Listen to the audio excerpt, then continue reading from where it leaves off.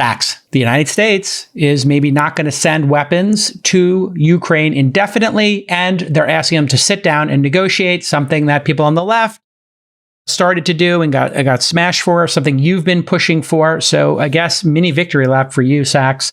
What's the end game here? Well, yeah, I mean, I've been talking common sense about this for months, just saying that we need to be open to diplomacy because total defeat for Russia also means a maximum risk of nuclear war. I mean, these things go hand in hand. That's the paradox of this war, is that if Russia faces the prospect of a total defeat, that's when they're most likely to escalate this conflict into something much, much worse. So therefore, we need to be open to diplomacy. But it was good to hear administration officials over the past week say things that I've been saying for months and that I've been accused of being like a Putin sympathizer for. So apparently there's a bunch of Putin sympathizers in the administration. And just to read you some of these remarks, actually, I want to play like a fun game with you guys instead of just... Oh, really? Yeah, instead of just mentioning these quotes, I want to play a game called Milley or Sachs. So I want you guys to guess whether it was General Milley who said the quote or whether I said the quote. Okay. Does that sound like a fair game? Yes, fair game. Let's put some game show music here. Milley or Sachs. I'm going to read you like 4 or 5 quotes, and you guys are going to say whether it was Milley or Sachs who said it. First quote, who said it? General Milley or Sachs? One of the lessons that should have been learned from World War I is that European powers' refusal to negotiate compounded the human suffering and led to millions more dead. Milley or Sachs? Sachs. I'm going Sachs. It's a very historic. Milley said that. God, no, come on. Next one. Go. Okay. A regional war turned into the First World War because all parties made maximalist demands and assumed others were bluffing. It can happen again. Sachs. Milley or Sachs? I'm going Sachs because of bluffing. Sachs. You said bluffing. That bluffing is a word that you would use. All right, that was Sachs. Maximalist, yes. The Okay. general would never say maximalist. Yes. He would never say bluffing. Yeah, go ahead. When there's an opportunity to negotiate, when peace can be achieved, seize it. Milley or Sachs? Milley. It's pithy. It's pithy like Milley. All right, that was Milley. Yes. Good. I'm 2-1. 2-1. Me and you. 2 for 1. Let's go. I'm 2 for 1. It's deeply irresponsible not to try for diplomacy when the stakes are so high. Sachs. That's an emotional statement. I go Milley. Sachs. It was Sachs. It was Sachs. Damn it. 2-2. 3-1 for Chamath. There has to be a mutual recognition that military victory is probably, in the true sense of the word, may not be achievable through military means, and therefore you need to turn to other means. Oh, that's Milley. It's a word salad. I go Milley word salad. Hold on. It's a Milley word salad. It's too convoluted for Sachs.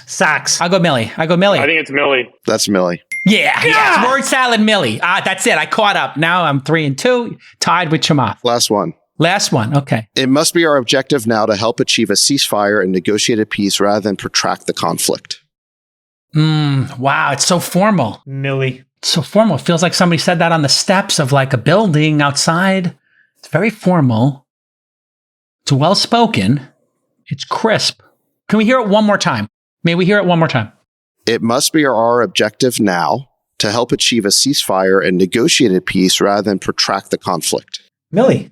It's a little too formal for a podcast, but in a tweet it wouldn't be. So it could be a Sachs tweet, but I'm thinking it's a podcast. I gotta go Milley. Sachs. Oh, God damn it. You can't tell Milley from Sachs is what we've learned. What a great game. All right, now we're going to play the next game. This is called Bernie Madoff or SBF. Bernie Madoff or SBF. Let your winners ride. Rain Man David Sachs. And instead, we open source it to the fans, and they've just gone crazy with it. Love you, besties. Queen of Quinoa. All right, everybody, welcome to the All In Pod. With us again, the dictator in a beautiful purple sweater. Sweater, Karen.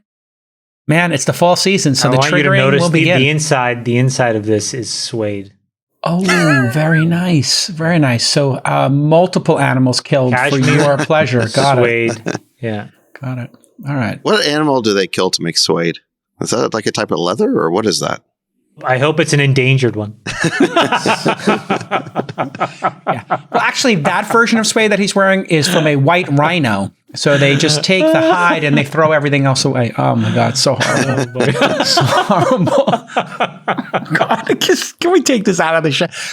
These are ivory buttons. Ivory buttons. No, Chamath. It's not ivory buttons. I think it's baby seal fur around the collar. Baby seal, no. How many baby seals were killed to make your outfit? All right. Also with us is the Sultan of Science, David Freeberg, racing from the airport. How was JetBlue Mint? I heard you upgraded to Mint. No comment. Well, you don't want to talk about the $1,200 upgrade you did to your JetBlue ticket? Wait, you don't want to talk about JetBlue Mint? Why? Are you embarrassed to fly commercial? What did you eat? Are you embarrassed to fly JCal? Yeah. Dude, when I'm in Mint, I walk on like I'm the president. I'm like, hold on, Mint coming through. And then I start spreading out. I think JCal class is like the seat by the bathroom in the back. Hey, yeah, you save $150 each way. What is JetBlue Mint the name of like JetBlue Mint is their first class, coast to coast. It is so delightful. What is that JetBlue Mint? They just have figured out a way to make like sleeper seats, that are very nice. And that's great. It's an upgraded service where they put like a little wall between you and everybody else. It's kind of like having a private plane if you didn't. And Sachs is here. The whole crew's here, basically. We'll have a surprise bestie guestie jumping in the middle of this. I'm not going to tell you who. Because nothing's going on this week. Nothing is going on this week. I mean, there's so much to talk about. Let's just start with the elections. And then we have to start with my mea culpa. Usually this is like throwing red meat to Sachs, but I mean, at this point, all right. So DeSantis won by double digits in Florida. He got a huge amount of the vote, but all the high-profile Trump-backed candidates seem to have lost. Dr. Oz, Dan Cox, it was a shellacking, I guess, or the red wave became like a puddle or like an eyedropper or something. But some of the Trump-backed candidates did win. Some of the Peter Thiel collection. J.D. Vance won. So I guess that's a big win for Sachs. That wasn't a Trump candidate, though, because if you remember when Trump went to stump for J.D. Vance, he forgot his name. I got his name wrong. God, Trump. So when anybody you got Trump on your side, you don't need friends. Anybody that Trump actually cared about turned out to be just a complete dud and lost. And everybody that kind of, had to keep him somewhat around just so that he didn't throw bombs actually did decently. But I mean, Trump is just a weight on the neck of the Republican Party, and it's time to just get rid of him. Sachs, what happened to your red wave? Yeah, listen, I got this wrong. I think there's a few reasons for it. So I think when you get an election wrong, you have to admit it and figure out what your mistake was. Otherwise, you're not going to improve. I mean, number one, I was looking at the RCP polling, this Real Clear Politics, where they take an average of all the different polls. They were adding a factor to it. They were showing, by the way, +3 or +4 in the Senate for Republicans, but they were adding a factor to it based on the underweighting that the pollsters did in the last election cycle. And it turns out that the pollsters, I think, did a pretty decent job correcting their polls. And so the RCP overweight turned out to be just basically completely wrong. The other thing that I got wrong was I was just looking at the fundamentals. I mean, 3/4 of Americans think we're on the wrong track and we're in a recession. So based on that, you would think that this would be a great year for Republicans. And in fact, the out of power party usually wins in a midterm, and Biden's popularity is at historic lows at like 41, 42%. So everything was teed up for the Republicans. So what went wrong? I think a couple of things. Number one, 2 days before the election, Trump basically comes out and pre-announces that he's running. Oh, yes. And, this basically plays into the narrative that Biden has already created, that this is not a referendum on Biden. It's a referendum on democracy. And basically, Trump made it into a choice election. Who do you like better, Biden or Trump? And the fact of the matter is, if you look at the exit polling, as unpopular as Biden is, Trump is even more unpopular. So that did absolutely nothing to help the Republicans. And I think it really hurt them at the margins. The other thing that turned out, I think the other big thing that helped Democrats was Dobbs. And I never thought that it wouldn't be a factor. But if you looked at the polling before the election, 15% of likely voters said that it was their number one issue. If you looked at exit polling after the election, it was 28%. So Dobbs turned out to be twice as significant as what the early polling was showing. And if you remember, Jason, go back to the episode we did on abortion. I said the shrewd play for Republicans here was the Roberts compromise. What did Roberts want to do? He basically was going to allow the 15-week restriction on abortion, but not have the headline of Roe v. Wade overturned. And that basically is what DeSantis implemented in Florida. He basically restricted abortion after 15 weeks. It's the purple state compromise. It's where I think the purple states and where most of the country is going to end up.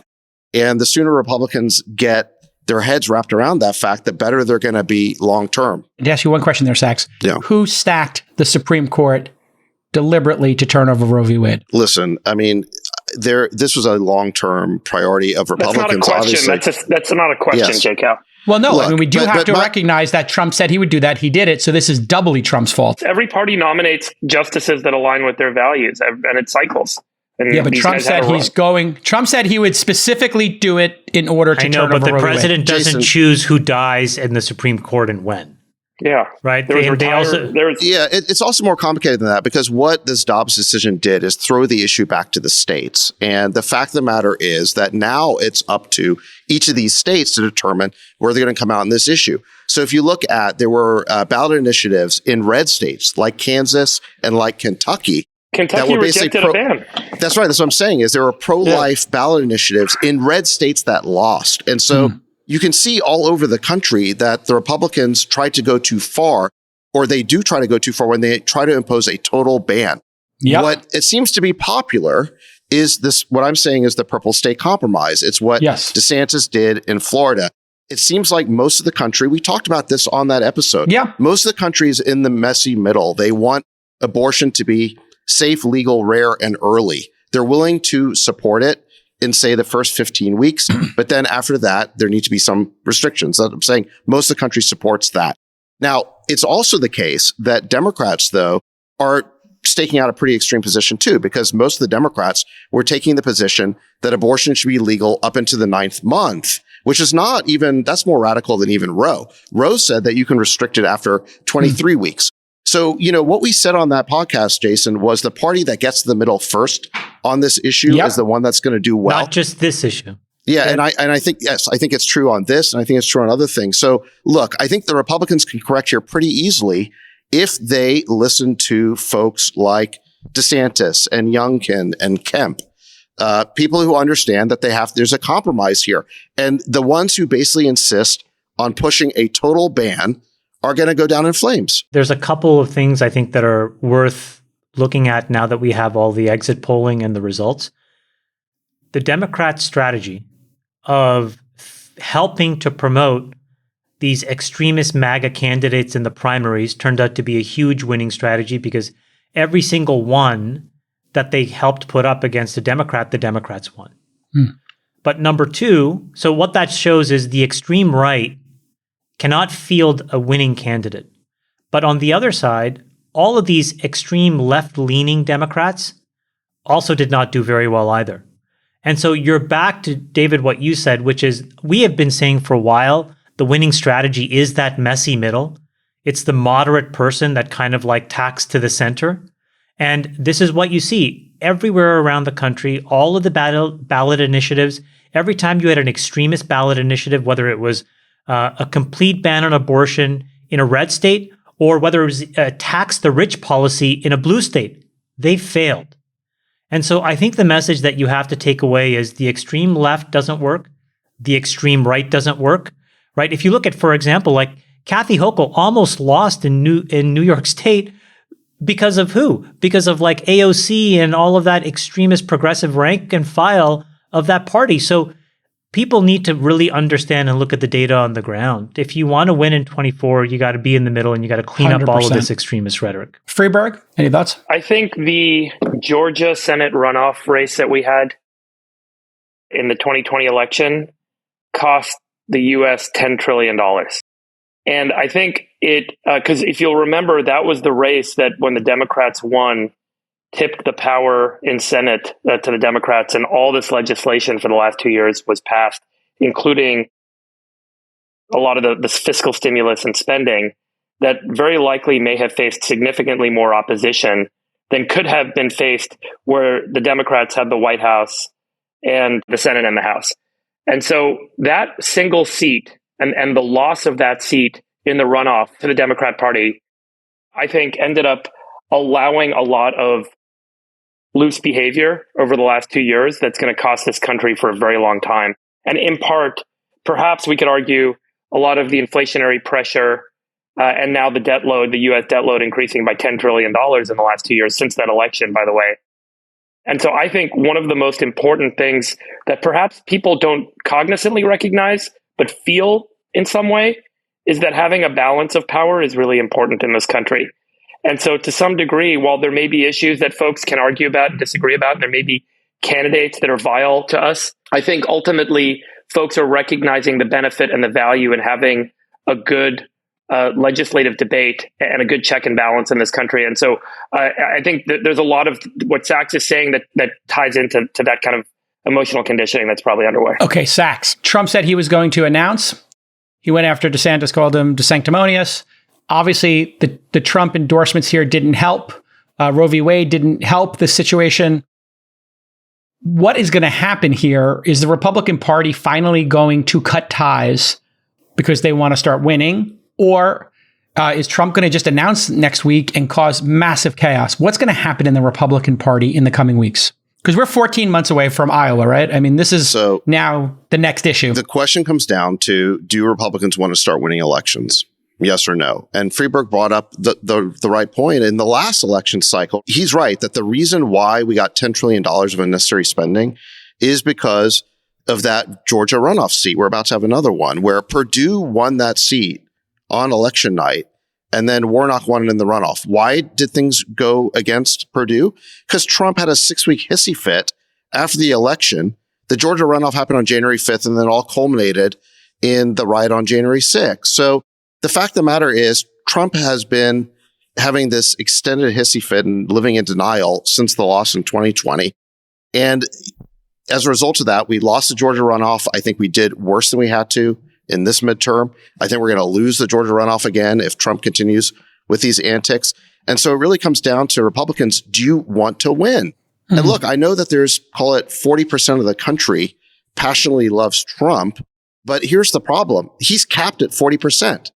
Independents and moderates, centrists will not give the guy another look. And so you cannot win a major national election in this country with 40% of the vote, no matter how passionate that 40% is. You know what 40% is? 40% is Charlie Crist, the guy who DeSantis beat, who wiped out in Florida. That was a 60-40 election. That is what a 40% of the electorate looks like. Landslide. It's a landslide. Exactly. So the bottom line is that who your messenger is in politics is incredibly important. And Trump just gives his enemies way too much to work with. Now, if he weren't a Republican, it might be different. Take Fetterman, for example. Okay. This guy, Fetterman, okay, he's being portrayed as this man of the people. He's got the goatee and the tattoos and the hoodie or whatever. Who is he really? He's a trust fund kid who never had a job until his mid-40s. But the press completely gives him a pass on that. They would never do that for a Republican. If Fetterman were a Republican, the press would expose him in 2 seconds. Now, that's a complaint, but the fact of the matter is Republicans just have to accept it. These are the rules of the game. If you're a Republican candidate for office, you have to be perfect. You have to be focused. You have to be disciplined. You have to be DeSantis. You cannot give your opponents something unnecessary to work with. Every fight DeSantis picks has been a smart fight that he's won. And same thing with Glenn Youngkin as well. He doesn't give his opponents things to work with. And unless Republicans realize that these are the kinds of candidates we need to nominate in this media environment, we're going to keep losing elections. Yeah. Chamath, any final thoughts here as we wrap up election? I'm going to DC next week, doing the rounds, high-fiving, backslapping. Yeah. Just to finish the thought, one other quote from New Hampshire Governor Chris Sununu, who's he's a Republican who's been in spats with Trump. He said, listen, the message of this election is first fix crazy, then fix policy. If you're coming across like you're crazy, the voters will reject you. Now, that doesn't mean you can't stand for principle. Ron DeSantis says that Florida is where woke goes to die. He says, we will fight woke in the boardrooms. We'll fight in the classrooms. This is certainly not a liberal position. These are pretty conservative positions he's taking, but he does it in a calculated, disciplined way. I'll say this right now. He is a winning candidate and the scale of Reagan if the Democrats also don't figure out how to clean up their act. Because the other message that's so interesting that I took away is the legislative agenda that works is actually what Biden has always believed. The problem is that Biden seems to get distracted or confused or hijacked by the left wing of his party. And they introduced all these unbelievably crazy iterations of progressive policy that just are not popular, even in blue states. Just look at the number of bills that failed. So he also has to fix what he's doing, by the way, because if he doesn't things clean up, that could fail, a U.S. judge in Texas, I'm not sure. You can tell me if this is legit or not. No, they stayed. But we should talk about that in the context of the economy, actually. Well, that was predictable. Yeah. That was predictable that the college loans are getting thrown out. It's completely unconstitutional for a president to spend $500 billion without Congress's approval. Can I build on Jamal's point here? DeSantis won Miami-Dade County, which went for Hillary by 30 points. Okay. He showed that a competent executive, an energetic, youthful operator who actually runs the state well, can win over moderates and independents and Democrats. No, he's a winner. These are the types of candidates Republicans are after. Yeah. He's a winner. He's a winner. We got a call breaking in here. We have a special bestie guestie. It's been a big news week. It's not just the elections. FTX crypto exchange went belly up, and we thought, well, let's bring somebody in who's super credible in crypto, and that's friend of the pod. He's credible because he's wearing a tie. Yeah. Hey, Brian Armstrong. How are you doing, brother? Brian Armstrong, you look fantastic. Yeah. What are you testifying today? I'm doing great. It's not Montclair and it's not Laura Piana, but normally I just wear the black T-shirt and the hoodie, but when times like this, I got to go talk to media, policymakers, regulators, and it's a good time to spruce up the image. This is a week to break out the tie. Yeah. Hey, listen, Men's Warehouse, it never looked better. You look great. Thank you. I see a red tie and I think fiscally responsible. All right. I guess, Brian, just to kick it off, FTX in spectacular fashion blew up this week, and it's pretty gnarly. You run an exchange as well. What's your take on what happened with FTX? And then what is your position in terms of making sure your customers understand that Coinbase is not going to have a similar fate to all the other exchanges that seem to be blowing up every couple of months? Yeah. Well, first of all, I think we were all shocked that somebody like Sam, who seemingly is so smart and capable, ended up in this situation where he appears to have done something quite unethical and illegal. So, my job right now this week has been to go out there and just help people understand that Coinbase is not like that. We've been pursuing a different strategy for the last 10 years. We're a public company. We're regulated. Our financial statements are audited. They can show that, customer funds are segregated. They're backed 1-to-1. We're not investing customer assets without their explicit direction. And so that's been the first step, is just to make sure people understand that. But then after that, we need to kind of think about how we go forward as an industry here and both take a long-term perspective, make sure the good companies in the space aren't allowing one or two bad actors to kind of mess it up for everybody else. And it feeds into the whole regulatory story too, because companies like Coinbase are already regulated, but we're regulated like a traditional financial service business. But we don't have clarity about the crypto-specific regulations, like what's a commodity, what's a security. And that lack of regulatory clarity, I believe, has pushed a lot of this business offshore to these less regulated exchanges. That's part of what caused the blow up today. They were based in the Bahamas, and there's not sophisticated financial regulators overseeing what they were doing. Brian, there's a lot to unpack, but maybe we can just take a step back, and for the uninitiated or for the person who's only been just following this very superficially, can you just in a nutshell explain what happened? Yeah. So my understanding is, and again, this is from people I've talked to, and I spoke with Sam and CZ briefly during this, but I didn't get details from them. I got it from other people. You spoke to them this week. Yeah. This was all going down. I spoke to Sam about, he was trying to raise emergency financing and things like that. And I spoke to CZ about why he was considering buying the asset. I thought it was a bad idea. But my understanding of what happened at this point, and again, I don't have all the facts. This is just my understanding, is that FTX was in a position where they had this market maker, Alameda, that was investing in risky things. And that's fine. Like market makers, hedge funds, they're designed to take more risk. It appears at this point that back during the last shakeup in the crypto industry where, Terra Luna and Voyager and Celsius and Three Arrows went under, it appears that Alameda took a big loss at that time as well. They may have even been underwater. And instead of just saying, hey, this hedge fund's going to blow up too, which would have been unfortunate. People would have, Sam would have lost money. It's embarrassing, but it's not illegal for a hedge fund to blow up. It happens with some regularity. Instead of just letting it blow up, it seems like at this point, he took customer funds Well, you have to explain. He owns both. That's for the people that may not understand that. Right. So it's a related party. He owns his own exchange called FTX, and he owns his own hedge fund called Alameda, which operates inside of FTX as well as in other places. Right. But again, Alameda seems to have blown up. Sorry, Brian, back to you. Yeah. So it seems they had this solvency issue. And instead of just letting it blow up, Sam basically said, hey, we have a bunch of customer assets over here at FTX, or he somehow basically made a loan from FTX into Alameda to try to prop it up. I don't know why he did that. I mean, that's the moment in my mind where he crossed the line into probably committing fraud. And I think he probably lied to users, lied to investors, and he went around and tried to bail out these different companies like Voyager and BlockFi, and to sort of prop up this thing. And maybe he thought he could trade his way out of it or something. I'm not sure, but that seems to be where the mistake was made. Brian, can I ask one question, which I think will help frame the contagion risk set of questions that everyone's having? When people have an asset, we all talk about customer deposits and customer assets held at these exchanges, but those assets and those deposits are very often some form of coin. I have some amount of Bitcoin, some amount of Ether, some amount of something else. Is it the case that there is an assumption of total asset value that's held in a portfolio of coins that doesn't necessarily match the individual user's accounts?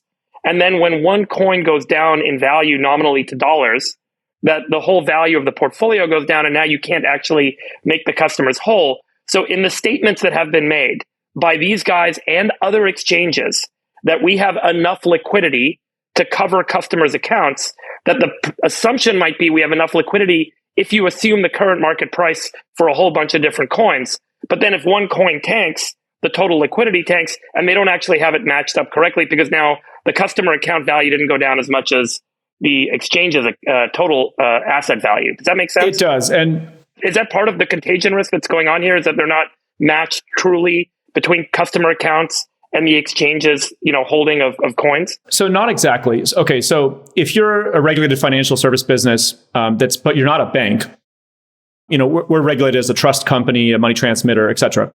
You're required to hold customer assets one for one, denominated in the asset. So in other words, if you say the customer has one Bitcoin, you have to hold one Bitcoin. If they say they have $100, you have to hold $100. And so that's the case with Coinbase. You don't have to take our word for it, by the way. You can look at our audited public financial statements as a public company with an independent, Big Four accounting firm who went to go verify all of that. And that's what various custodians and exchanges, that's what they all should be doing. By the way, if you're regulated as a bank, you can actually go invest some of those, but there's very strict regulation around that and capital requirements and whatnot. And we're not a bank. So we hold one-to-one. Now, if you're an investment fund or a hedge fund or something like that, then you can try to take positions in different coins and different assets, and they could go up and they could go down. You may lose your investors' money, but there's no such thing as the customer assets being involved in that. There needs to be clear segregation of those customer funds and from what an investment fund would be or corporate funds. And that's where they got in trouble. They basically commingled customer funds with their hedge fund. Classic fraud. Yeah. Can you explain the contagion, by the way, just so we can, because everyone's been talking about the contagion and understanding what's next. So that's what I just want to, because I think people are going to be asking that a lot this weekend. Yeah. So I do think there is some contagion risk here. I think there's other firms that had, first of all, there's firms that had money just sitting in FTX, and that's now going through bankruptcy court. So that's been bad. I mean, Multicoin came out publicly and said that they had 10% of their portfolio sorted on FTX. There's other firms that Alameda may have had loans with, and those firms are probably struggling. I don't want to say who, but we have received a couple of inbound calls from other people trying to get emergency financing. There's people who may have just totally different from FTX and Alameda. They may have just had their own portfolio that they took margin or leverage on to buy crypto. And now as the prices have come down a little bit, they're getting stopped out. So that's all been very challenging. And I again, just for the sake of clarity, I should say that Coinbase did not have any material exposure to Alameda FTX or FTT token. Can we just talk about this issue of customer deposits? Because this is really the crux of the issue from a legal standpoint, right? I mean, I remember when I was doing PayPal like 22 years ago, and the company was like 6 months away from running out of money. I remember the lawyers told us really clearly, you cannot use customer deposits to fund the operating expenses of your business. In other words, if this business ends up going bankrupt, you'll still have all the customer money there and they'll be able to get it back. And, it was really clear, like, hey, if you use customer funds to pay for the burn of the business, to operate the business, that is a do not pass go directly to jail type offense. And so, like, that's really the heart of this. Now, I read in some articles covering this that the way it worked is that Alameda had a bunch of these FTT or these FTX tokens called FTT. And they basically use that as like a marker, as collateral. So that they basically borrowed, like $6 billion of customer funds from FTX. And then they use their own token to then as collateral. So to backstop it. Yeah, exactly. And then what happened is apparently like CZ got wind of this and he owned a whole bunch of these tokens and he signaled that he was going to dump it. And the price basically went down. And so now all of a sudden the collateral for the customer loans was insufficient. And then there was a run on the bank. And by the way, this happens in the public markets a lot as well. So like when you see heavily shorted names or when you know that certain hedge funds are on the brink, other hedge funds will go in and essentially force a margin call and a stop out because then it's what causes all of these runs. And if you look actually inside of GameStop, the reason why you got all this gamification in the GameStop equity and a bunch of these other names was in part because of this dynamic. Folks that are highly levered, folks that don't have the right matching of risk. And what happens is they're solvent but illiquid. And then if you run the instrument into the ground, they both become insolvent and illiquid all at the same time, and the whole thing explodes. So, Brian, the question is, now that we know what happened, which is all of these crazy inter-party related transactions and, all of this stuff seems very illegal.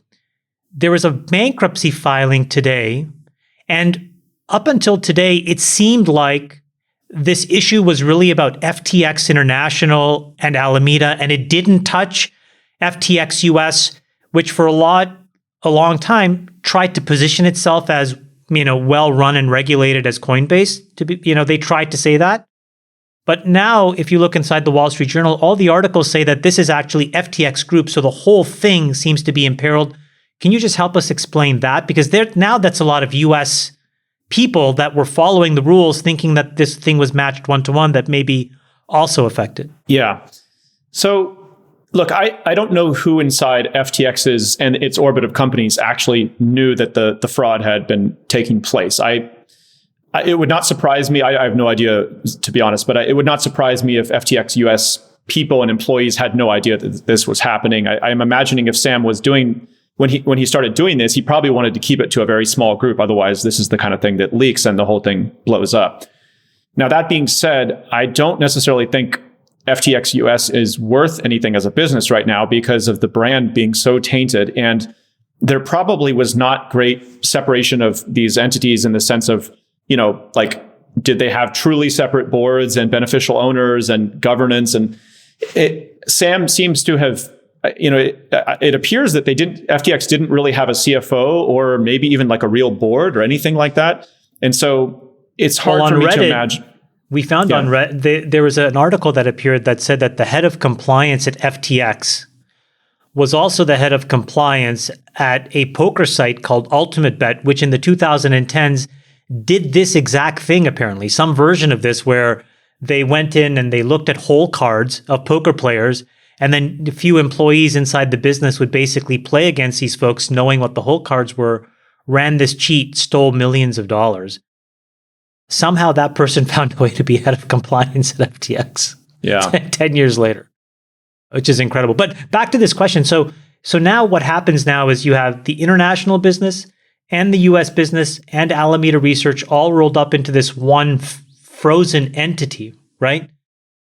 With now regulators having to. So do you know what happens in a process like this? Like, is it that the DOJ and the SEC get priority, or is there some international monetary, like who unwinds all of this? How do people get their money back, if at all?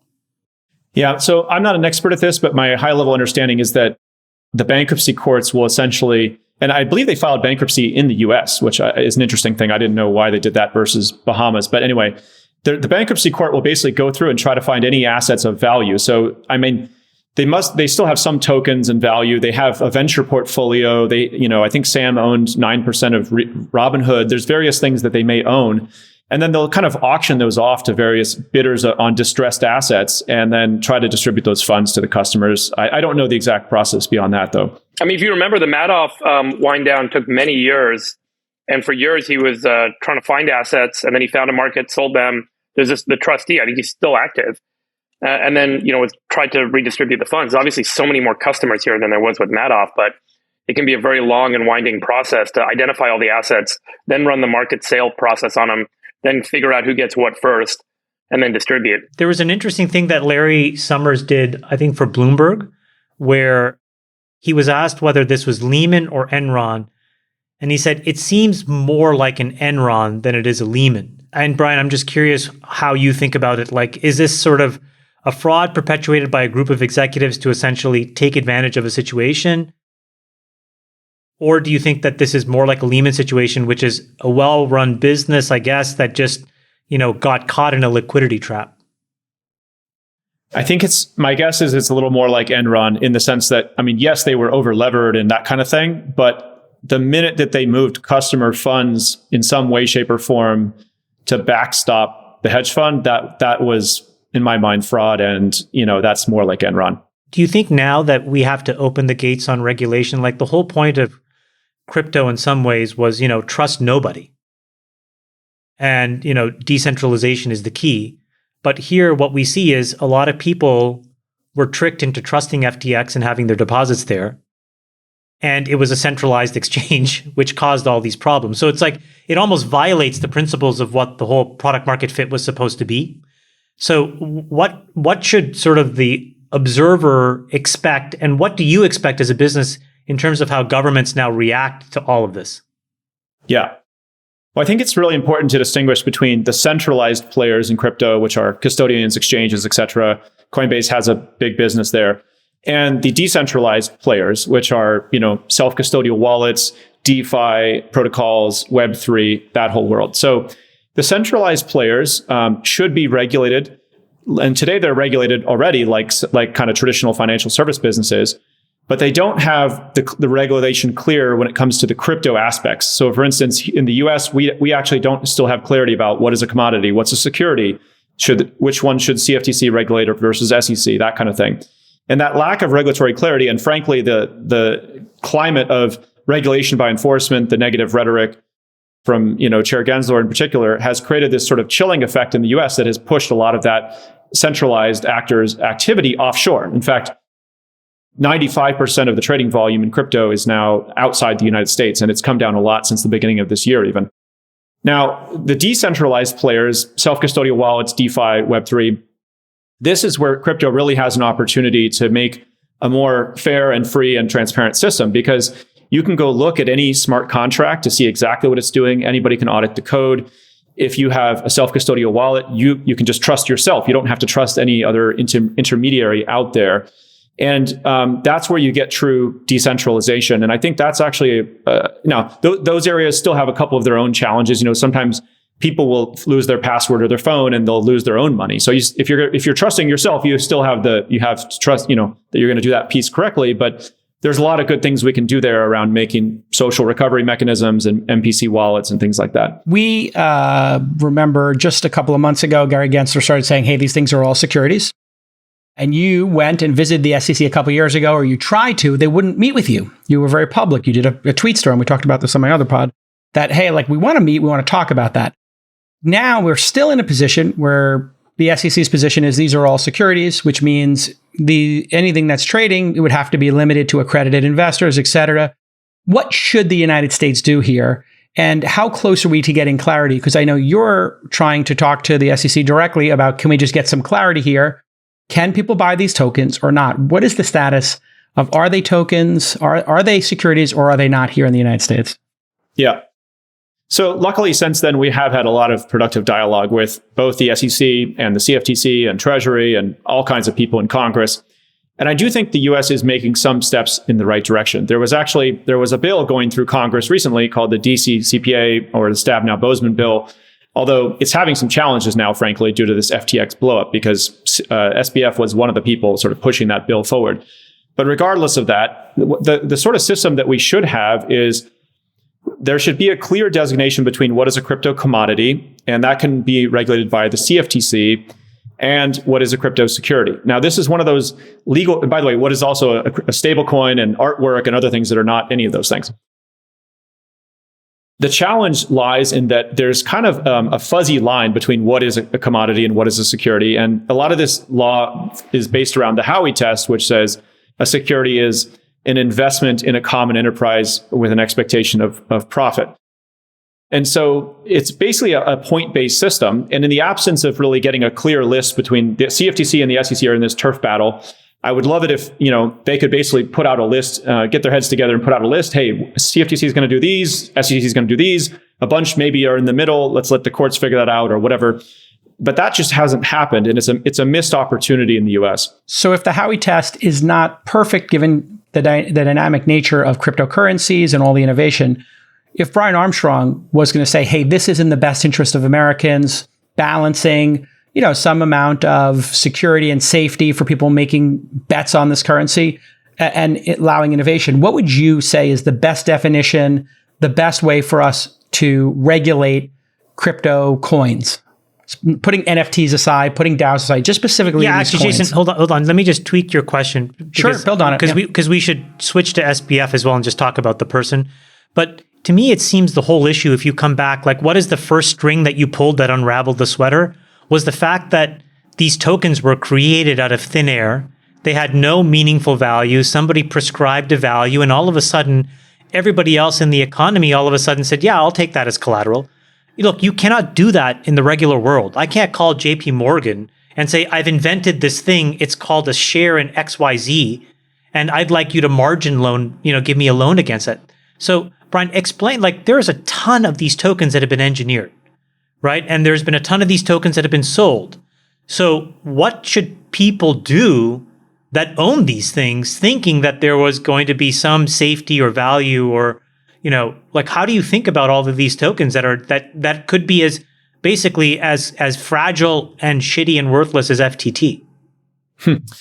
Yeah, well, there is this concept of like an exchange token, and there's a couple other firms out there that have them, and that's something we haven't done. And I think you're right. Like the actual utility of those things is a little questionable. And so if someone's going to sort of mark those up on a low supply and then a low float, and then somehow leverage that's going to get yourself into trouble. But look, I don't want to throw out the entire concept of people creating tokens. I think there's actually a lot of good stuff there. And it comes down to this idea of if you're trying to raise money for your company and through a token, that's fine. That should be a security. And there should be a regulated way to do that in the US. Like go register it with the SEC, let it trade on broker dealers. That's what we've been wanting to do for a long time. And the SEC is taking their time getting there. They don't, Gensler, to be honest, he doesn't seem that excited about the idea of this whole industry existing. And so anyway, but it should exist, and it should be happening in a regulated way. So if people want to issue a token that's raising money for a company, let's regulate it as a security. If they want to issue a token that's truly on a decentralized protocol or it has some other purpose like voting in a DAO or rewards or something like that, then that's probably not a security. And let's be honest about that and allow those things to trade in a different environment, a different regulator under the CFTC. We're probably running out of time with you because you said you had a hard stop. So let's ask the $1 million question. Tell us about SBF. Like, who is this character? When did you first suspect? Yeah, what's your read on the psychology that this wasn't legit? Do you think that it was his altruistic intent that allowed himself to convince himself to do this? Or do you think this was like malicious the whole way? Or what's your sense of the guy? So again, I'm speculating here. I mean, I've spent time with him. I've met him a bunch of times, and I have to say, I did not see this coming. Like he appeared to me to be a very bright, credible, competent person, perhaps a bit young, perhaps a bit reckless at times, but not unethical and not committing fraud. I definitely did not see that. If I look back to see, were there any warning signs that I should have thought twice about it? One of the things I noticed was that in 2021, Coinbase had a good year. We did $7 billion in revenue, $4 billion of positive EBITDA. We became public as a company. At that time, FTX did about $1 billion in revenue.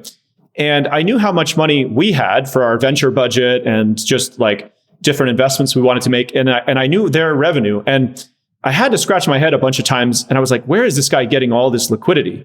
Because he was like buying 9% of Robinhood. He was putting like $1 billion into this. He was donating to all these politicians. And I was like, it did not make sense to me where he was getting all this cash. People just kept telling me, oh, his market maker Alameda is just printing cash.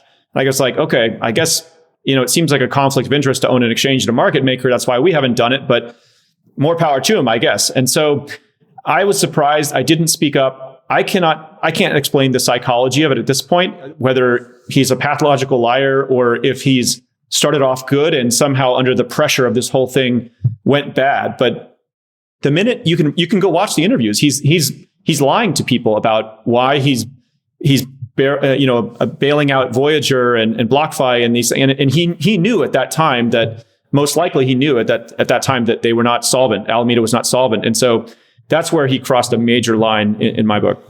And we see it time and time again. Elizabeth Holmes, Bernie Madoff. I mean, once the lie gets too big, you can't get out of it anymore. If that's the case, really incredible. And the most important thing at this point, Brian, is that the United States makes a decision on, do we want to be in crypto? Do we want to have a say in this and create a regulatory framework that entrepreneurs like yourself can deal with? That is the most important thing to happen in the next year. But you're saying the SEC is not motivated.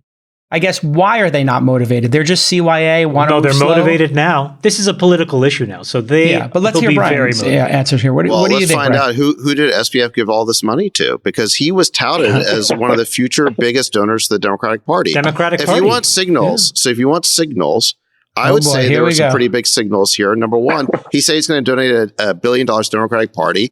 And he kept touting this like effective altruism, whatever, the saving the world stuff. Now, why do you need to do that unless you're reputation laundering and trying to buy political protection? Come on. Okay. You don't think that was a little bit of a signal? Well, here, I'll tell you an even more explicit signal.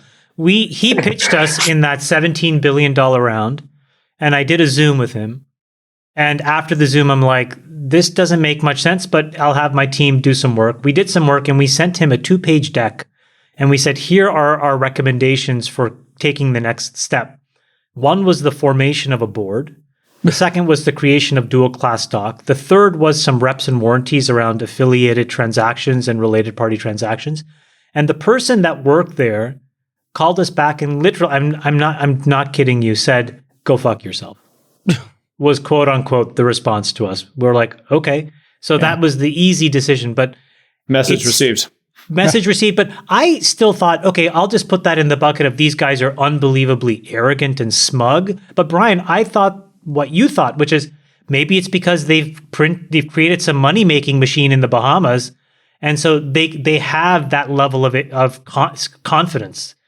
But then to see this thing to the extent of which is now, we're only scratching the surface, guys. We're going to find out stuff every day. The postmortem is going to be crazy. But Brian, to the question I asked before about the SEC and what should happen, you said, I want to pick up on what you said, which is the SEC doesn't seem motivated. Why is the SEC, in your mind, not motivated? Well, I think you're right. I hope that they use this as a moment to come together and help, local companies in the U.S. being built here to end up in a better place. And I do believe, David, I think said it's right. It is a political issue at this point. There's going to be a major impetus to get the clarity here in the U.S. and hopefully to help build the companies here in the U.S. that are going to serve the rest of the world and in every major financial hub. So we're committed to building that together with all the regulators around the world. And crypto's here to stay. This is a temporary setback, but I'm here to keep building and make this thing happen. All right. We really appreciate you taking the time, Brian. David, you want to get the last?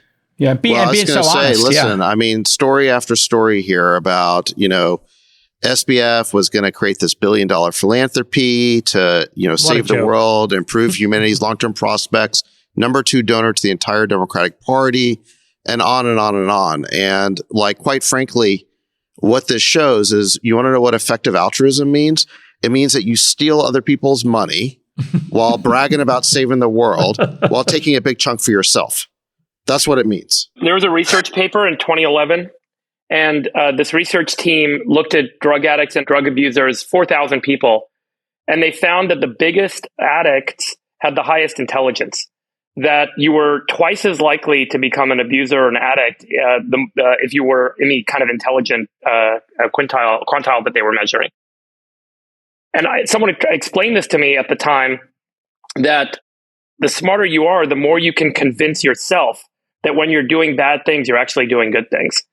Even if you're doing bad things to yourself or bad things to other people that you really may actually care about, you can convince yourself that there's some reason to keep doing it. He seems like a brilliant guy.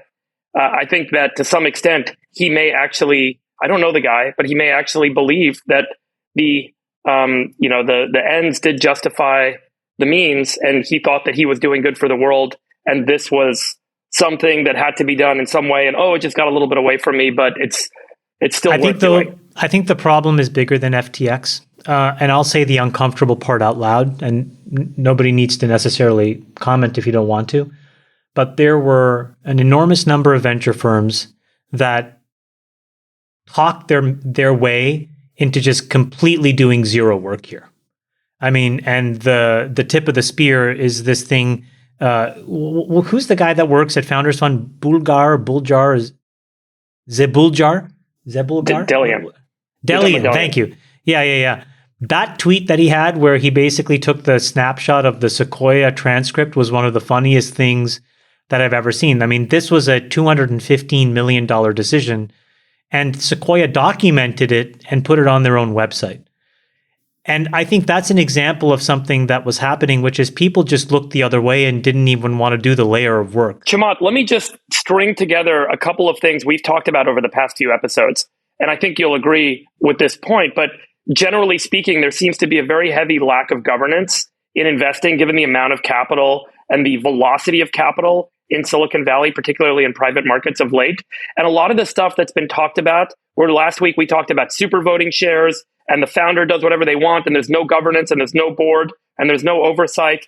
And particularly with this FTX situation, where clearly there wasn't a board that was, getting the necessary information, that had the necessary influence, that had the necessary controls, the meta conversation. But all of these threads tie together the concept that maybe there's not a lot of governance and not a lot of diligence going on. And the amount of money that's flowed into Silicon Valley has allowed a lot of this loosey-goosey behavior. And I agree with you. Here's the consequence of it. Let's thank Brian Armstrong for joining us. I know it was a very busy day, and what a great, candid, insightful. Thanks, Brian. Thank you, Brian. Thanks, Thank you. Candid and insightful. Finish with Chamath. I just want to say the second uncomfortable thing out loud, which is there was a lot of venture firms in Silicon Valley in this period of both not doing any work or diligence who also took the extra step and actually created classes and would teach teams how to create these tokens. Okay, and those artifacts, those video links and artifacts are sometimes on their website. They're still on YouTube. They're inside of Twitter. And what these folks would do, and we talked about this, the game that they played was they would get a team, they would create a token, they would also buy equity at some crazy valuation. The equity was locked up, but the tokens were not. And then they would put them on an exchange and sell them to unsuspecting people, and they would be able to dump these tokens. And if you look inside of that trend, what you're going to see, and Brian just mentioned this, those were the sale of securities, except it was done in a completely unregulated way. So if the SEC is really, and the DOJ is really going to take this FTT token issue seriously and what happened to FTX, they're going to start to look at a bunch of other tokens and token sales, and you're going to end up looking at some very well-known venture firms inside of Silicon Valley. This is going to be super gnarly, and we talked about it before on this pod. There are people who knew better. So you get a bunch of kids who are living in the Bahamas in a house, and they're, winging this thing. That's one level of responsibility, and they'll go to jail. But when we talk about venture capitalists, capital allocators who've been at it for decades, to Chamath's point, and they're teaching people how to do this, and they're hiring attorneys and creating offshore Panama, BVI, whatever, places to put these coins, and then teaching people how to do it, and then flipping them potentially. We're just peeling back the onion on this. I have a feeling that this is going to be the turning point in all of this. That token, guys, let's be honest, is not the only token that has been engineered by Silicon Valley venture firms. And it is also not the only token that's gone to zero that was engineered by Silicon Valley venture firms. Well, I mean, who knows, engineered by, but yeah, adjacent to at the very least. No, Jason, there's videos today on some of the most well-known venture firm sites on how to do this. Oh, wow. I'm going to have to see those. Yeah. So they're basically, your point, Chamath, is they're instructing people on how to do this. And that is a level of culpability. It's what they did. Can I ask your guys a point of view on just one big macro philosophical question? I'm obviously not big in the crypto world and haven't been, but so much of the positioning has been that these networks get decentralized through the cryptographic verification systems that obviously enable them to operate effectively and truthfully and correctly and without centralized control or manipulation. But ultimately, while these networks themselves may be decentralized, the user's point of access often ends up being centralized as a point on the network. And it is that point on the network that accrues the same level of influence, power, control, and value as what we saw in the prior centralized network model. We had Balaji on last year, and I tried to get to this point with him. We had to cut the conversation short, but I've still not heard from anyone. And I've spoken with Brian separately about this point. And the concept I use is like, look, media, if you put all the YouTube videos on a decentralized network and anyone can access them and they're distributed everywhere, you still need to have a really good application. And whoever makes the best application is going to get all the usage. And then all the users will use that application, and that becomes effectively the point of control and influence and value once again. And so it seems to me like in this case, the exchange was being used as a centralized wallet. Certainly you can do exchange through the exchange, but mechanistically, these guys were storing their coins, their cryptocurrency inside of FTX's wallets. And so FTX had control over their assets. And so the network centralized. And so does the decentralized model, it's a question I'd love to just ask you guys your point of view on. Does this decentralized model actually ever manifest where everyone has their own wallet? And I know there's all these new protocols and these distributed wallets and DeFi things, but I don't know enough. Yeah. That would be certainly better than centralized. This points out to me, just you basically recreated an exchange without a regulator. And of course, someone ripped you off and it blew up. How's it any different than what we had in version 1.0? And is there really a model where decentralized works, or ultimately, because of the network effect and the economy of scale? Okay, Chamath, answer. Yeah, Chamath, answer. Yeah. All right, we got the question. Yeah. Go, Chamath. No, I mean, I don't know the answer to Freebird's question because I don't know this space well enough. I mean, my biggest purchase ever was Bitcoin in 2011. I've bought a bunch of these tokens that have massively depreciated in value. I think lots of investors have. I kind of fell into it as well. I thought, wow, this is incredible. I get to buy these tokens. They do all of this cool stuff. They represent all this value. And my experience has been the opposite of that. I've lost a lot of money in these things. And so, I really hope that regulators, not just obviously, I hope that regulators do the best they can to get investors' money back in FTX. But I really also hope they figure out all these other tokens as well, because you can just rank them in terms of market cap, start at the top and work your way down. And you will see that these were unregulated securities, Jason, that were manufactured and sold by our brethren. People who understand the law around accredited investors and this stuff very well. Yeah. They understand it implicitly. Do you guys think crypto investing is dead? Or what do you think? How do you think people think about that risk profile now inside of I think investing in the tokens is going to end. Investing in the corporation is going to begin. And any of the tokens are going to be super regulated. Building on what you said, Chamath, about the ultimate bet, is it possible that Alameda, the trading hedge fund, was looking at the FTX data, which they had insights into, and essentially that's the same as seeing the whole cards in the ultimate bet, and so they're making their trades based on what they see the consumers are making their trades, front-running their trades or otherwise. That's not illegal. Citadel does this in the regulated market. That's what payment for order flow is. It's the ability to front-run retail volume. And so, in dark pools, that is legal by the law in the United States. And that's what allows Citadel and, I think Jane Street and Susquehanna, all these folks basically run these dark pool exchanges for regulated securities like options and bonds and stocks and they get this order flow and they front run it by a millisecond, and they just take small vig. Okay? But they can't print the FTT tokens and otherwise manipulate the market to the level that I think SBF could. I just think that there's these really strict walls and segregation, as you heard Brian talk about, when you have those businesses in these regulated markets. The problem here is that this is totally Wild West, unregulated, wild west. So who knows what's going on, really? And we're pushing the business, Sachs, off of the shores of the United States. As you said, 95% of this is happening offshore. What do you think should happen regulatory-wise, Sachs, in terms of America and competitiveness, or do we not need to be competitive in this? No, I think we should be. I mean, what if crypto and DeFi is the future of finance? I mean, it's an important technology that I think we should enable through some sort of constructive regulatory framework. I think Where would that start?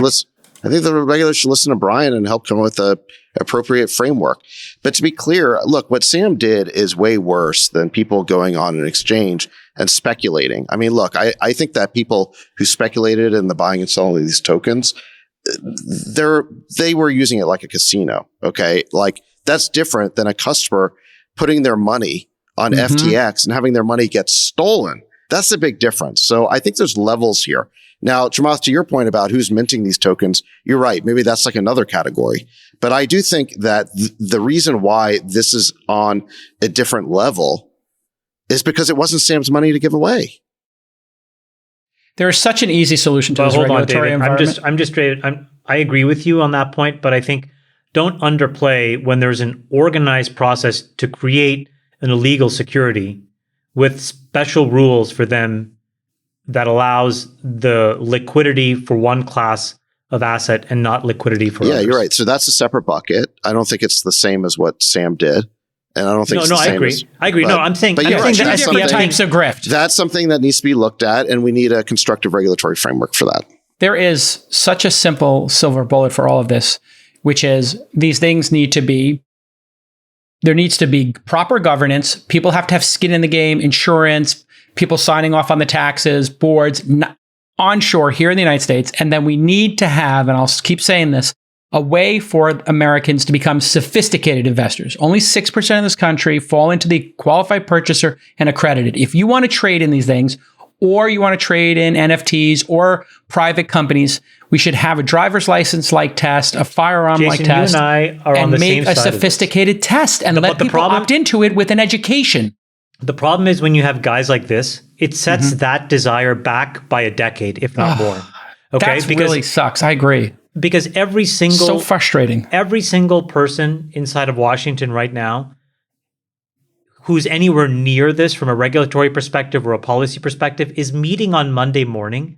Yep. And the meeting topic is, how do we defend the mom and pop folks that lost money here? Yes. That's the only thing. So we took this out of, because I remember I texted into the group chat, hey guys, what do we think the legal ramifications are that drive prosecution? And one of our friends said, legal ramifications? These are political ramifications. Yeah. Which means that this is going to go to the utmost level and it's going to have the most scrutiny and they're going to act really quickly. They're going to drop the hammer instead of having a path to accreditation. I agree with you. They're going to drop the hammer because their constituents, some grandma and grandpa, or some people put their college education to this and lost everything. We just need a test. Let people prove they're sophisticated and let them participate if they get a license. JCal, haven't you been a proponent for letting people invest in startups that are just mom and pops and democratizing access? I'm only allowed to do that with accredited investors. I would like there to be a test. And I actually teach a course, Angel University, 6 times a year for charity. I do it for charity. It's a 4-hour course where you learn about diversification. You learn about the asset class. You learn about 70, 80% go to zero. We teach you about the power law. I try to teach people about this stuff so that they can participate intelligently. It would be the equivalent, Freeberg, and thank you for asking the question.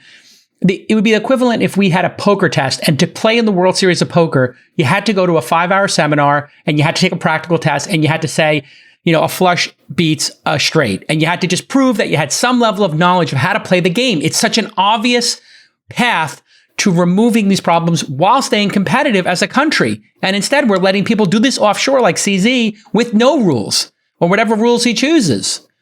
It's just infuriating. It's so stupid. Our politicians in Washington are so dumb. Can I just say something? I think the challenge is there's always a spectrum of understanding. And you'll always end up seeing the people on the wrong end of the spectrum getting taken advantage of. There's this notion of adverse selection. Distributions are not equal. People will end up, kind of opting in to spend money on things or making investments that they think are good investments, but they're actually getting taken advantage of because they're not savvy enough, or they miss an important angle or important perspective about the person or the thing that they're giving their money to. Yeah. And there will always be some number of those. And the way that regulation has worked historically is not by first saying, hey, let's figure out the right way to create a framework for operating. It's that some sort of people got advantaged. That story then becomes the regulatory framework. And that story has repeated itself for 500 years across capital markets. We're talking about a multi-layered thing here. We want to see crypto have a framework. We want it to blossom here in the United States. And then there's multiple level of people who are causing chaos in this ecosystem, in this very promising technology with their goddamn grifts, whether it's VCs grifting or SBF or incompetence. We just need to clean this framework up. If people, sometimes people I understand in DC listen to this podcast, if they're listening, it's essential that America be competitive here. It's essential that everybody participate in risk capital and get educated. Let's clean it up and make a framework that allows all Americans to participate and educates them, and then stops these grifters from doing stupid things. If people were educated, that's the first step, and it's the best step. Should we talk about the economy? Sure. You want to talk about Facebook with the 11,000? You want to talk about the market popping? So at the beginning of October, I think what we basically said, kind of generally speaking, is markets up, right? Markets up. We went from nibbling to being constructively positive and basically being positioned long. Here's this really interesting setup. We have a bunch of very positive news that I think we all have to process. First positive news was that inflation ticked down. Now, here's what I'll tell you. There's a caveat here. I talked to a bunch of pretty smart sharps on Wall Street. And, two things. Number one is they all gave credit to David Sachs, and they said Sachs was totally right. Double dip recession is coming. But then they said, tell Sachs that we think that these are the sharps. We think that there's a double hump in inflation coming, which means it's coming down to come back up. And there's a bunch of reporting vagaries that may cause that. So keep that in the back of your mind. But positive news, number one, is inflation ticking down. Number two, Jason, we talked about this. A federal judge basically stayed Biden's attempt at giving student loan relief. Now, that would have been a $500 billion transfer payment from the government into the hands of individuals. It is deflationary to not give that money to people. It's effectively taking stimulus away from folks. Number three, it looks like we're headed towards a split government, which means that we are not probably going to see any more stimulus over the next 2 years. Number four, Ukraine wins in Curzon. I hope I'm pronouncing that right. Number five, the United States announced yesterday through the Wall Street Journal that they had essentially said no to Ukraine's request for advanced drones. And they said to Ukraine, essentially, you need to go and negotiate an end game here. And number six, China has started to relax its COVID policies, and Xi is pivoting to economy first. So if you took all of those things... Wait, take seven. Don't forget seven. Facebook, which would not take the medicine. They refused Brad Gerstner's letter, cut 11,000 people 48 hours ago. I don't think Facebook matters that much, to be honest with you. Well, but it matters that big tech is, and they're taking it matters to medicine. Us, but it doesn't matter to the economy, to be completely honest. I think it does if people are going to start cutting jobs. But okay, keep going. My point is these 7 things are macro level things that affect everybody. Yep. And I think if you take them together, what it says is that, wow, there's the potential for a lot of great positive developments over the next 6 or 9 months. Mm-hmm. And I don't think that was adequately priced in the market. But here's the problem. And this is why we've been rallying.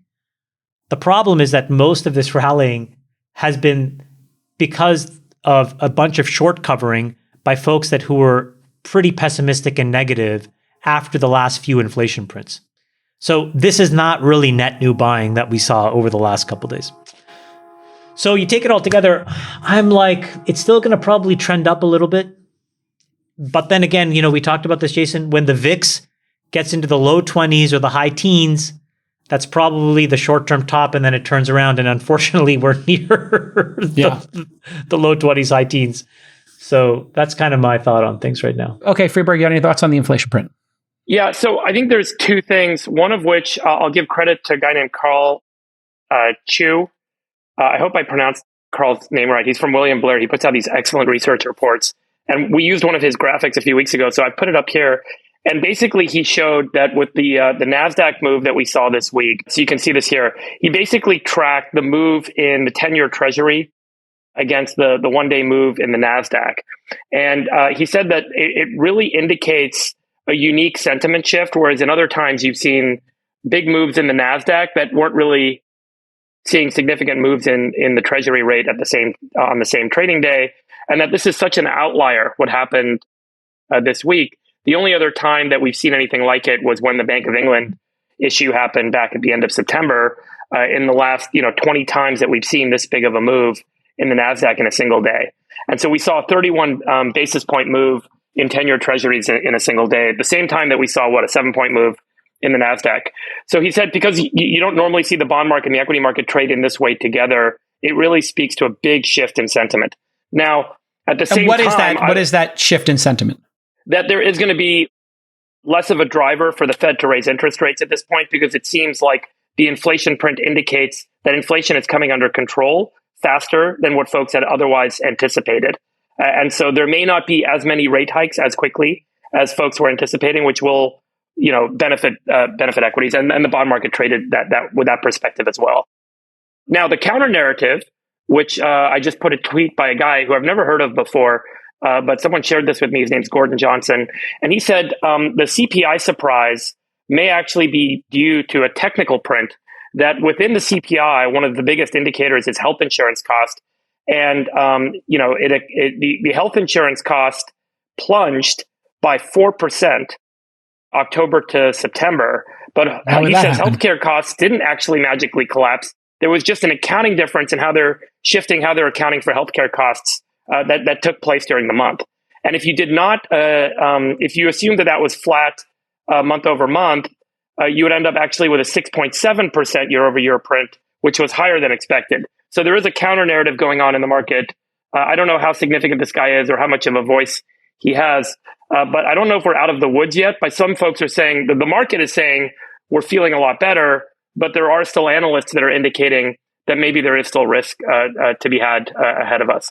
I think the sharps tend to be on that second perspective. Yeah. And by the way, I'll say this week I heard 5.5 points even after that print. So is where we're going to get to. I think consensus we have here is that we're in the end game now. Maybe 2 quarters, 3 quarters, 4 quarters of choppiness. Chamath, what would your gut tell you if you? I've been telling all of our startups that you need to plan to have money through the first quarter of 2025. You must. Whoa. Yeah. Okay. You absolutely must.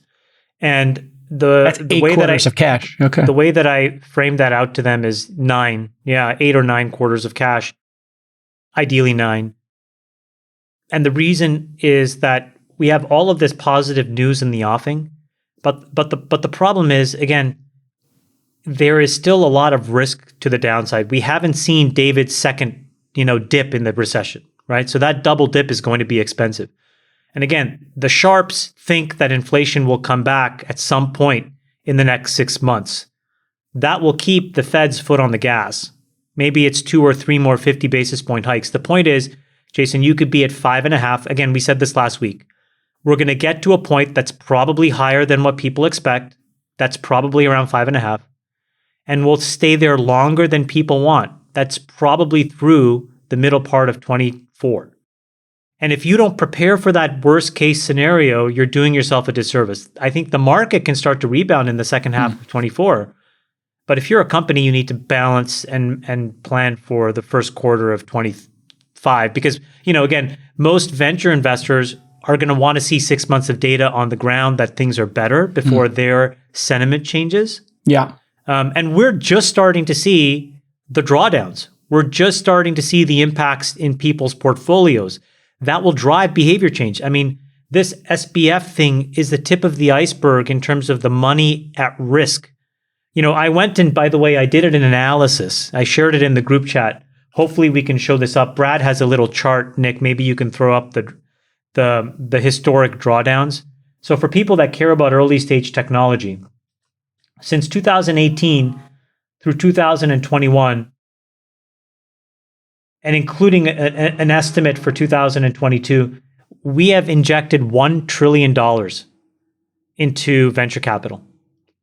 And if you look at historically how money has been lost in periods like this, and you layer that into 2018 to now, what it basically tells you is about $500 billion of that trillion from 18, 19, 20, 21, and 22 is going to be destroyed. We haven't even started to see that yet, right? And then if you factor in another 100 billion or so from older vintages, we're talking about a 600 or 700 billion dollar destruction of paid in capital. So there's still, for all the good news, there's still a bunch of these unfortunate pieces of bad news that have to work its way through the system. Yeah. And for people who are looking at the chart right now, and you can see the charts on Spotify, or if you search for All In on YouTube, we have a video version there. You just take a look at 1997. The peak TVPI was, 7.5x, 7.5 times, cash on cash money. And what actually got realized was 5x, right? So what paper said and what got distributed were two different things. Anecdotally, what I'm seeing in the startup world, Chamath, is people are taking the medicine, and a lot of people are shutting their companies down. They're giving up on raising money and then asking me, which portfolio company can I get a job at? Because I, on my personal balance sheet, have been, taking a 5K draw a month, and I have 2 kids. I need a job. Can you get me a job at Amazon or another portfolio company? And a lot of acqui-hires have started to happen. And so what's happening is the consolidation of talent. People who would be a great number 3 or 4 person, but maybe they weren't suited to be the number 1 person, are now consolidating into startups. With these layoffs at Meta and other corporations, we're starting to see very talented people who had peak comp of 300, 700K a year are going to go to startups or go to smaller companies. And that is also positive. More consolidation of talent, stronger companies. Did you guys hear the story yesterday that, Nick, if you could just bleep out the name, told about his friend? His friend basically makes $140,000 working for a tech startup, and then also makes $280,000 working for Meta. And he's been working at both of those companies virtually for the last 2 years. The guy makes $450,000 a year, and nobody knows. And he says he works about 22 hours a week.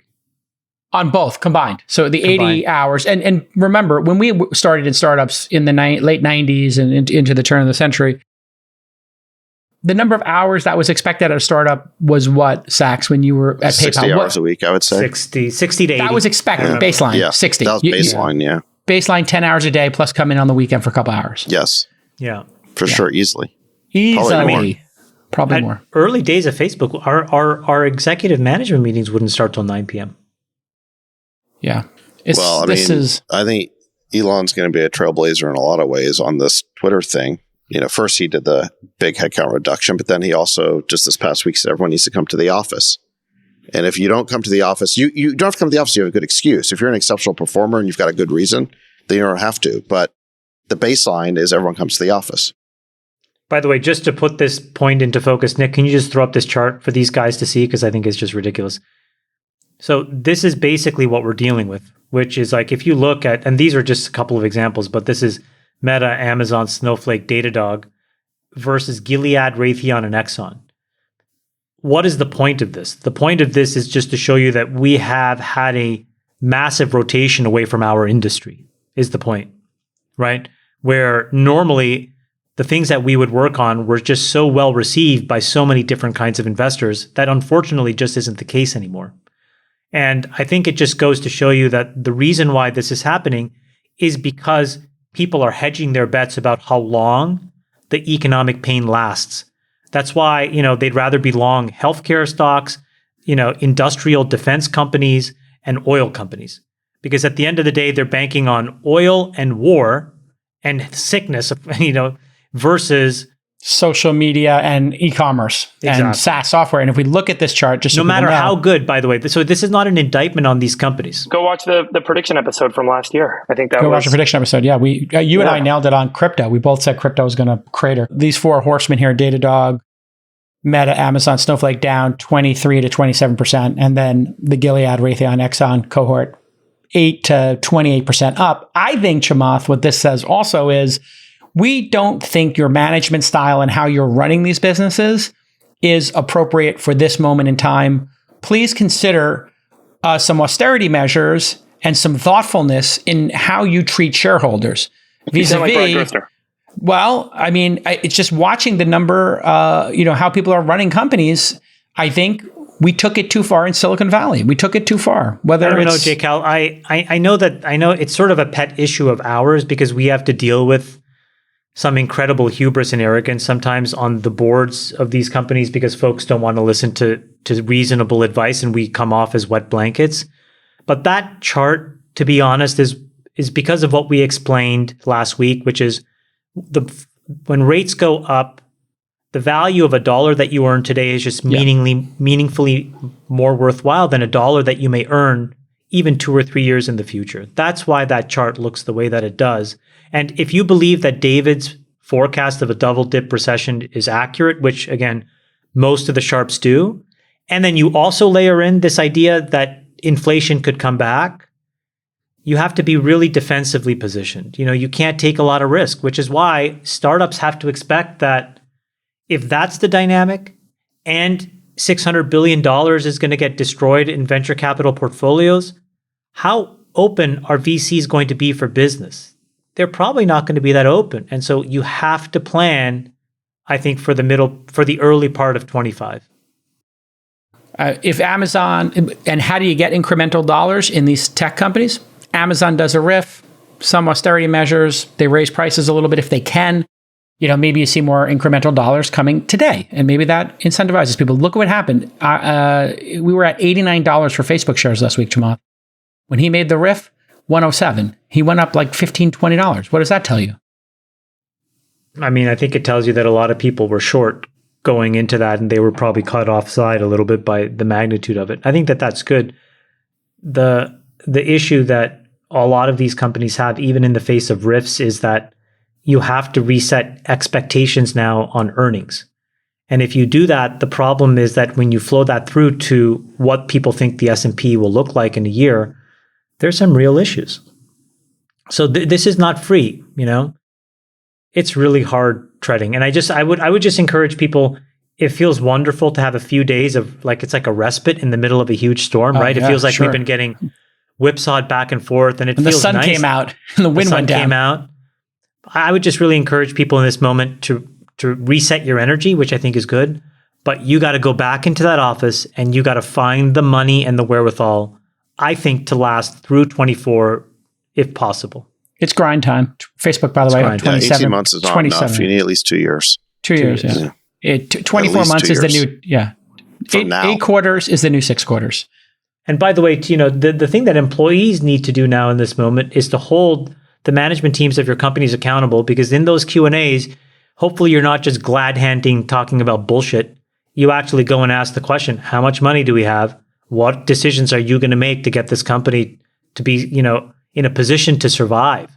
That is really what's at stake here for the venture capital industry, is just survival of as many of these companies as possible through these next 2 years. The conversation has to shift from culture and features to the bottom line and grinding it out and just proving it to Wall Street and to the investment community that your business is worthy of investment. As you're saying, the dollars today matter. All right. It's been a crazy week. Thank you to David Friedberg for showing up. Unfortunately, no time for Science Corner. Apologies to the Friedberg stans, who are many. And we'll see you in the YouTube comments. For the dictator himself, Chamath Palihapitiya, with just a wonderful sweater going into the strong showing for November with that purple sweater. I don't know if it's mauve or purple, whatever you got going there. It looks wonderful.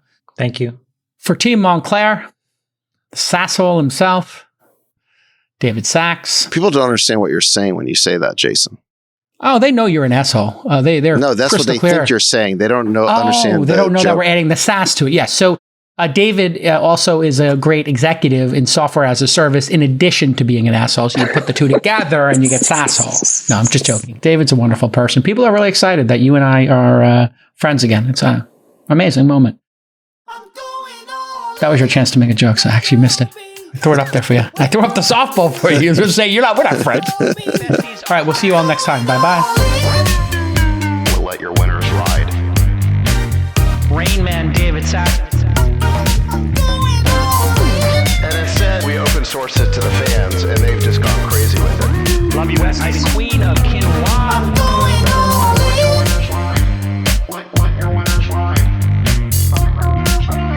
Besties are gone. Go 13. That's my dog taking a notice in your driveway. Oh man! My haberdasher will meet me at Lynn's. We should all just get a room and just have one big huge orgy because they're all just useless. It's like this sexual tension that they just need to release somehow. Wet your beak. Wet your beak. Your feet. What? We need to get merch. Besties are back. I'm going all in.